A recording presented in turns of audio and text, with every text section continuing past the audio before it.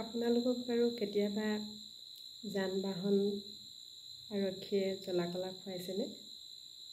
মোৰ যোৱা দুদিনে তেনেধৰণৰ এটা অভিজ্ঞতা হ'ল। অভিজ্ঞতাটোকে আপোনালোকৰ লগত শ্বেয়াৰ কৰিব বিচাৰিছোঁ। মোৰ ল'ৰাৰ নামত এখন স্কুটি আছিলে। এতিয়া সি স্কুটি লৈ পেলাই গ'ল আপোনাৰ গোগামুখৰ পৰা ধেমাজি, আৰু তাৰ চালান আহিলে লখিমপুৰৰ পৰা। লখিমপুৰত সি ড্ৰাইভ কৰাই নাই, লখিমপুৰত স্কুটি নচলোৱাকৈ তাৰ লখিমপুৰৰ যান বাহন আৰক্ষীয়ে তাৰ নামত চালান এখন কাটি দিলে। মই আছোঁ স্কুলত, পৰীক্ষা ইউনিট টেষ্ট চলি আছে, তাতে ডিউটি কৰি আছোঁ। দুবেলা ডিউটি, ল'ৰা গৈছে ধেমাজি। সি পৰীক্ষা দি আছিলে ইউনিট টেষ্ট, ঘূৰি আহি পেলাই মোক ফোন কৰিলে, জনালে যে তাৰ স্কুটিৰ এগেইনষ্টত এখন চালান কটা হৈছে। মই কৈছোঁ কেনেকৈ কাটিলে? কৈছে এখন ভুলকৈ আহিছে, উইদাউট হেলমেট আহিছে আৰু দুজন আৰোহী দেখুৱাইছে। তাৰপিছত ফটোখন যিখন আহিছে, ফটোখন চালে যে ফটোখনত তাৰ স্কুটিৰ নম্বৰটো নহয়, বেলেগ নাম্বাৰ এটা আছে, আৰু অলপ ফটোটো মোবাইলেদি তোলা ব্লাৰ হৈ আছিলে। তাৰপিছত মই এতিয়া কি কৰিব লাগিব? সি ক'লে নাই, এইটো কমপ্লেইন কৰিব লাগিব।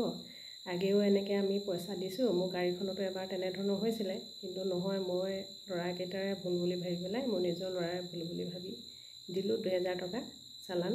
কিন্তু পিছত মই গম পালোঁ যে তাতো ভুল হয়, বগীবিলত হৈছিলে। তাতো বোলে তেনেধৰণৰ হয়, স্পীডত যদি কোনো গাড়ী পাৰ হৈ গুচি গৈছে, কেমেৰাটোৱে সেই গাড়ীখনৰ ফটোটো কেপচাৰ নকৰি পিছত গৈ থকাখনৰ ফটোটো কেপচাৰ কৰিব পাৰে। এতিয়া মোৰখন হয়তো তেনেকেই হৈছিলে চাগে। আমাৰ ইহঁতি কৈছে যে নাই, আমি 60 তলতে গৈ আছোঁ, আৰু মই কৈ পঠাইছোঁ যে বগীবিলত কেতিয়াও নচলাবা, আৰু হাইৱেত কেতিয়াও 80 ওপৰত নচলাবা সেইবুলি। তেওঁলোকে সেইমতেই, মোৰ ল'ৰা আৰু মোৰ ভাগিন গৈছিলে, সেইমতে তেওঁলোকে চলাইছিলে গাড়ীখন। এতিয়া মই দিলোঁ, কাৰণ পলিউশ্যন কৰিবলৈ হ'লে আপোনাৰ চালানকেইটা দি ল'বই লাগিব। চালান দি নল'লে আপুনি পলিউশ্যন ৰিনিউ কৰিব নোৱাৰে।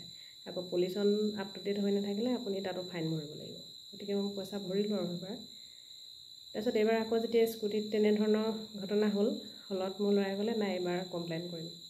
তাৰপিছত মই ক'ত কৰিম বুলি খবৰ খাতি কৰি পেলাই অলপ গম পালোঁ যে থানাতে দিব লাগিব, জনাব লাগিব। থানাত জনালে তেওঁলোকে কেঞ্চেল কৰাই দিব নেকি, সেনেকৈ।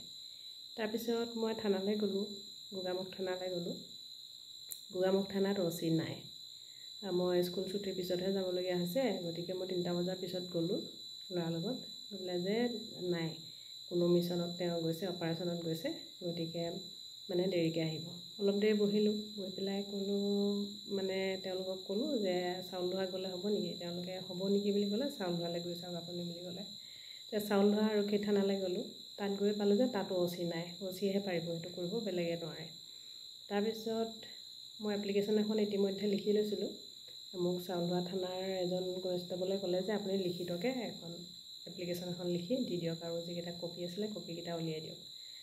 মোৰ নিজৰ স্কুটিৰ ফটো, আৰু যিটো ফটো আহিছে সেইটো, আৰু লগতে চালানৰ কপিটো, লগতে এপ্লিকেশ্যনখন। মই গোটেইকেইটা আহি পেলাই মই প্ৰিপেয়াৰ কৰিলোঁ। কৰি গম পালোঁ যে তেওঁ OC সোনকালে নাহে, গতিকে ৰাতি হয়তো 6টা, 6:30 আহি পাব, গতিকে আপোনালোকে ঘৰলৈ যাওক, দেৰিকৈ আহিব। মই 6-7 কিলোমিটাৰ আকৌ ঘূৰি ঘৰলৈ আহিলোঁ। ঘৰলৈ আহি পুনৰ গ'লোঁ, 6:30 বজাত গ'লোঁ, নাই, OC তেতিয়ালৈকে অহা নাই। অলপ দেৰি পিছত 7টামান বাজি গ'ল, তেতিয়া আহিলে OC।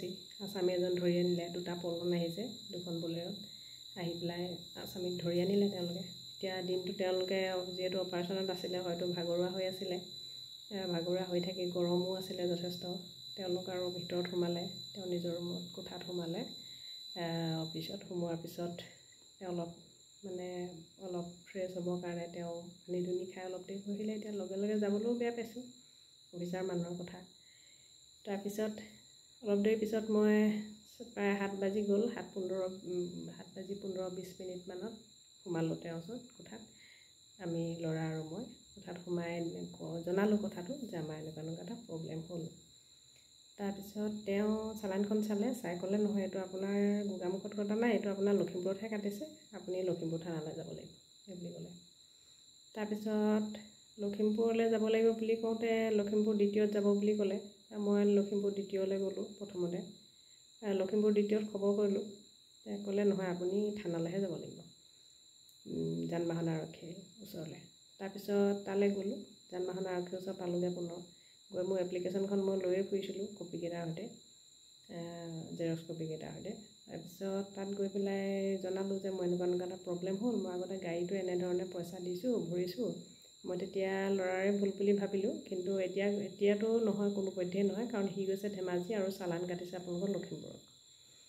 তাৰপিছত তেওঁলোকে চালে মেলিলে,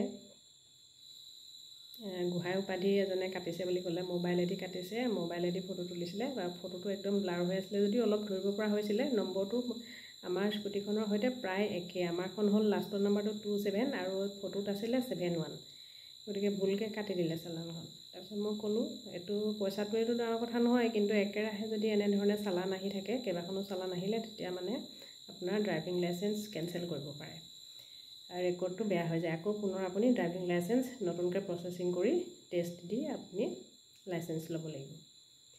ইচ্ছা কৰিলে তেওঁলোকে নিদিবও পাৰে, তেনেকুৱা ধৰণৰো পাৱাৰ তেওঁলোকৰ থাকে বা নীতি নিয়ম আছে।